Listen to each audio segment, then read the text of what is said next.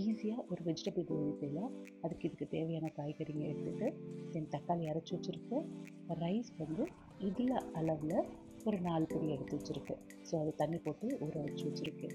இதுக்கப்புறம் நம்ம குக்கரில் ஸ்பைசஸை போட்டு அதை நல்லா வதக்கிட்டு கூட எல்லாம் நம்ம ஆட் பண்ண காய்கறியை ஆட் பண்ணிவிட்டு அது கூட மஞ்சள்தூள், கரம் மசாலா, மிளகாத்தூள், தயிர் எல்லாத்தையும் சேர்த்து நம்ம நல்லா ஆட் பண்ணி மிக்ஸ் பண்ணிப்போம்.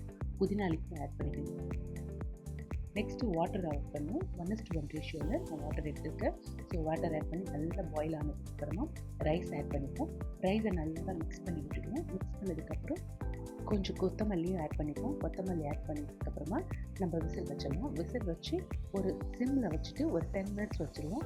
10 மினிட்ஸ் வச்சு நல்லா 10 மினிட்ஸ்க்கு அப்புறமா நம்ம ஓப்பன் பண்ணோம்னா நம்மளோட பிரியாணி ரெடியாக இருக்குங்க. இப்போ நம்ம சாப்பிட்றதுக்கு பிரியாணி ரெடி. கூட நம்ம ரைத்தா, ஆனியன் ரைத்தா வச்சுட்டு சாப்பிட வேண்டியதா.